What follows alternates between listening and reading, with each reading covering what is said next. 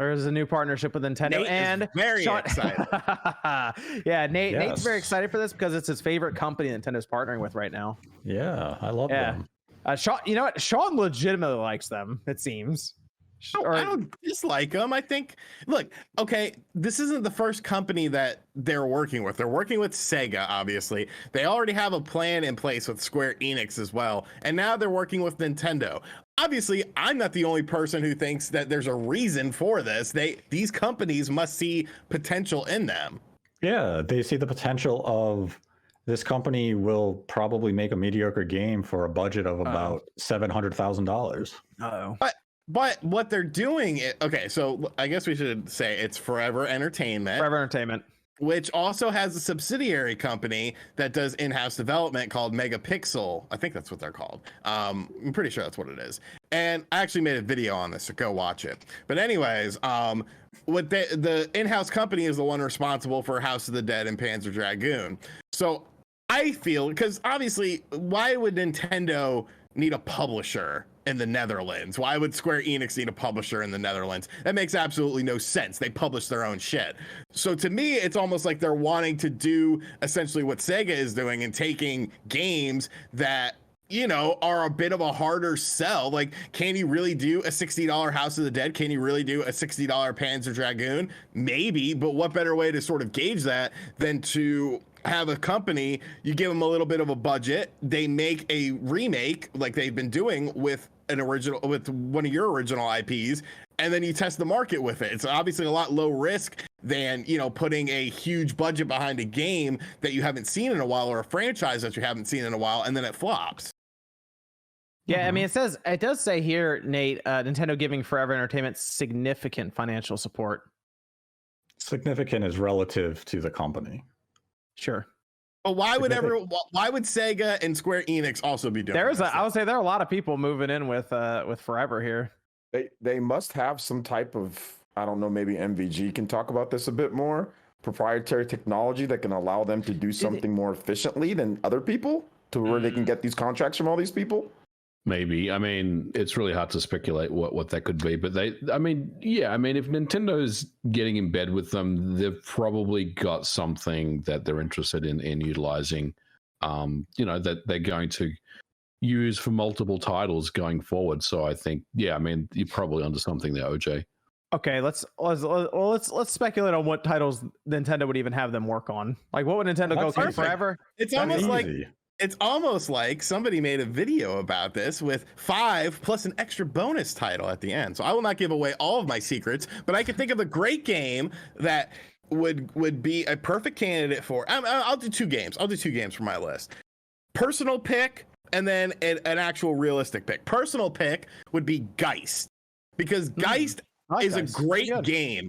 But even when it released, it wasn't the best looking game. I remember reviews saying, the graphics are kind of mediocre. But Geist is an awesome game at its core with the gameplay mechanics. You throw a new coat of paint on that and throw in online multiplayer, you've got a hit on your hand on the Nintendo Switch, I feel. At least, a better selling than the original GameCube release. And of course, another great title would be F-Zero GX. You have a game that already runs at 60 frames per second. Yes, technically Sega developed it, but also Sega is working with Forever Entertainment. So it's not a big deal for them to get this thing from Sega and then do it themselves. But F-Zero GX, what do you do with that? You make everything look a little bit prettier. You keep the 60 frames per second. You throw in some online gameplay, and then you test the market. You're testing the market to see how popular F-Zero is. We on this panel like to bring up all these classic Nintendo games and act like they're going to sell over 3 million copies in a year, but maybe that's not realistic for a lot of situations. So this is a low budget way to test the market, and I think these are the things that they need to do. And you can find out the other 4 games on my video. Okay, easy enough. So I want to ask Nate a question. So what's the issue with Forever Entertainment? Where's the slander coming from? They're a mid-tier developer at best. They do subpar work. Panzer eventually got good after several patches. It launched in a horrific state. That was one of their biggest games. Yeah, and they did a poor job handling it. And but even in their interview when they talked about House of the Dead details, they acknowledged that, and they said that House of the Dead was not going to have a situation like that. Now, if they Let's fuck it up see when it comes out. exactly, if they fuck it up with House of the Dead, then okay, you know, I think you're onto something here. But I'm not willing to write them off completely because of that. You know, I feel like if House of the Dead does come out in a you know, a great state, then it's like, okay, you know, we have to give these guys a chance. Yeah, I got to go with RGT on this one. He does have a check mark, so it's important. Thank you. Thank you. See, when I view a company like Forever Entertainment getting a deal from Nintendo, what that says to me is, yeah, you're probably going to get a project similar to Geist. You're getting an IP that NCL doesn't give a damn about. It's something that they're not looking to invest any money in themselves because they don't see any value in it for them to even commit it to one of their in-house development teams. So you're going to get a Geist. Maybe because it kind of fits the trend of titles that they are producing, like Panzer or House of the Dead. Maybe you give them Sin and Punishment. They can take the framework of Treasure's masterpiece and give it an HD coat of paint, and they can't really mess it up that bad. But it's going to be a low-tier IP that really hasn't sold all that well on previous consoles. Nintendo no longer sees value in it, and they say, we gave you $1 million of investment to make this project happen. Let's see how you handle it. If you make a treacherous piece of crap, all we lost is $1 million. But it's nothing high end. It's not going to be a meaningful project. And if all of a sudden Forever Entertainment comes out on Twitter in, let's say, 6 months, and they announce that they're making Golden Sun, let that sunset and just let the franchise dive. I'm out. Why? Golden Sun is another game that might have been on my list, but it's a perfect candidate. The gameplay is still it's a terrible candidate. Not for them. Pish pot. Nobody gives a fuck about Golden Sun except the men on this podcast and the woman, but the woman's not here tonight. But I don't even think she cares about Golden Sun because she was probably 2 when it came out. Listen. I think that good candidates for them would be simpler. So maybe like a wave race, 1080 snowboarding. These are games that you can adapt. I think that would work well on the Switch. But yeah, I somewhat agree with Nate, but I think that Nate's a little bit too hard on them when it comes down to it overall. But I think Forever, they've got something. Obviously, they've got something because otherwise you wouldn't be, you know, all these companies wouldn't be wanting to go to them. So it's almost like, Nate, you know, you get better at your job, right? Remember when you first started, like 20 years ago, or whenever you first started doing journalism, when you first started, were you as good as you are now at this point? No, but see, I'm not Forever Entertainment. They might be fast learners. I'm just saying. Gotta be something. I mean, they've been nobody here's as good as, but nobody here's as good. Even we've been doing this for years. Nobody's as good. You get better and better. Even in year 10, year 11, year 12, whatever you go, you get better. MVG, you know this as well. You've been doing stuff for a long. You get better and better each time. So let's just at least give them an opportunity. The only way I can see Forever Entertainment actually producing a quality project with a Nintendo IP is because Nintendo is going to have classic Nintendo oversight. But they're going to look at it and say, no, this is terrible. Go back and fix this. Sega was very hands-off with Panzer Dragoon. And all of a sudden we get this thing that is, oh, the aiming reticule is completely off. Oh, the aiming is wrong. Oh, the only thing good about the game at launch was the soundtrack. Nintendo probably will have oversight on it. Here's the thing, Nate. You are judging Forever Entertainment, the publisher. You're not judging Forever Entertainment, the developer. So if Forever Entertainment is publishing games, and they also published Thief Simulator, which is one of the best on sale games to buy. And they also published 17 Flow ripoffs. That's fine. But what I'm saying is, as a development studio, they've only made 2 games. They've made 2 games. They made Sparkle 4 Tales, which I don't even know what the hell that is, and Panzer Dragoon. And now they have the House of the Dead remake in the works. Is it the sequel to Farkle? Do not talk bad about that. They'll come for you. But yeah, like, I mean, there has to be a reason. It could just be workforce related. Maybe they have a lot of likely. I would say it's likely due to budget. Is Nintendo could look at them and say, hey, we want Sin and Punishment 64 in HD. How much can you do it for? We can do it for like $200,000. Here you go. Here's $500,000. Make it happen. Isn't that what we want? I will say that I'm very concerned about House of the Dead. Like, they got to get those controls figured out. I don't know how they're going to do it, honestly. Like, I've been trying to figure out how they're going to do it. And Did you read the review? No. I mean, the interview. The interview. Go on. Hold on. I think they're going to give. Why don't they just do something like Excite Truck? Yeah. Go ahead and do that. That's fine. It's a good Look game. at Advance Easy Wars. WayForward's doing Advance Wars, and that's not like a multi-gazillion-dollar budget, and it looks people that are excited for it will buy it and pick it up. If it doesn't, WayForward has a reputation of actually quality releases.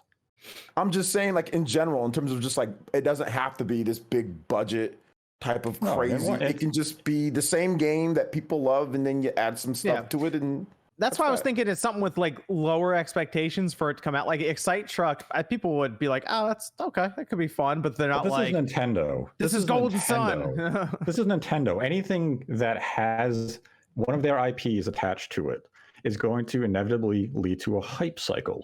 And when Forever Entertainment puts out another mediocre release, no matter what the IP is, even if it's Geist, people are really hyping Excite Truck like that. Excite Truck is a fantastic game.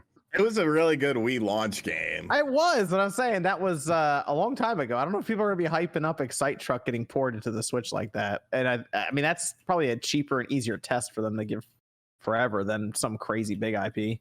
I have to go to the restroom, but I will leave you with this question. You know, if they're looking at smaller Nintendo IPs that, let's be realistic, you know, not a lot of people talk about anymore, why did they just do the Metroid? Oh, God. I saw that one coming. Is this checkmark making him more douchier than normal? I mean, I'm not sure. It's that checkmark power. Yeah, I mean, I'm douchey myself, so I mean, I'm not trying to be hypocritical here, but I mean, it's that checkmark power. The only way, I mean, Nintendo has to have great oversight of these projects. Yes, I would assume they'd be on it. That could help them lead to success with the releases because Nintendo is going to tell them to go back to the drawing board and to fix every problem before Nintendo will give the stamp of approval. That could be the saving grace here. It might actually make Forever better as well. If Nintendo's like cracking down on them and like do this, and this, they might be like, oh, okay, well, maybe we'll remember that for the next project. But that's the thing, like right now, I would not just have blind faith that Forever Entertainment is going to do a bang-up job on any Nintendo IP. I don't have blind faith. I'm just saying, let's give them a shot. I mean, it's better than nothing. This is what people have been crying about. Why don't you just bring back this, bring back this, bring back this? Okay, there's a cheap way, because Nintendo's not going to put like $10 billion into freaking Golden Sun or into Excite Bots or Excite Trucks. So if they can get it done for a decent price and people can enjoy it, and if it's like an HD port, how do you mess up an HD port? Like, ask Konami. What did they do? Which one are we talking about? Silent Hill. HD. Oh well, yeah, they messed that up. Bad. But yeah, but I'm just saying, most of the time they don't mess it up. And Sega kind of messed up Nocturne a little bit here and there. Not as bad, but like most of the time they turn out all right. They turn out pretty good. So you know, it's better than nothing. I mean, it could be a good partnership if it works out, and if it doesn't, like you said, Nate, they're probably not going to lose too much money doing it. So no, it's definitely a low end investment of just. It's going to be a low end investment with a low tier IP, and if they do well with it, great. We could potentially have a new way to play what would otherwise be a vacated IP, and that's where something like Sin and Punishment maybe fits the bill. Treasure is basically defunct. We haven't heard anything from them in recent history. So maybe you give them Sin and Punishment 2 from the Wii, a game that about 12,000 people bought. It's one of the best shoot 'em ups ever made. If you can HD that for a relatively cheap price and Forever Entertainment for some reason can handle that project, so then Forever's going to be working with Sega, Square, and Nintendo all at the same time with different projects. That seems like a lot. I mean, these companies see something in them, so why not root for them to give them a chance? Yeah, I guess they must. I mean, there must be something with Forever that a lot of people don't see right now because they can't see maybe the inner workings maybe they're extremely efficient. I don't know. Yeah, I mean, I think it goes back to what OJ said, that they must have some interesting tech, you know, that is appealing, right? Whether that is some way to HDify older games, you know, maybe it's something to do with that. But they definitely have something that has made these companies interested in partnering with them for sure. But have they actually HDified any old game? Panzer Dragoon was a remake. It wasn't just HDified. I told you they did Sparkle 4, and they did that. What HDified? What's that? Those are the only 2 games that they've ever made. Who made the horrendous the female spy game? What? Perfect It was a Dark? Square Enix IP. That's I know you're talking about. That's Fear Effect. They made that horrendous Yeah, Fear they made that. Effect. It was one of the worst games they ever published made. it. They published it. They did not make it. Who developed it? I'll look right now. Wasn't that like I an indie did. type of It was project me. thing that they? It was a small project. I remember that. Yeah. Sushi. Okay. Sushi. Mystery Solved. Sushee. And before Fear Effect said that, they did Goetia. There's only 2 games.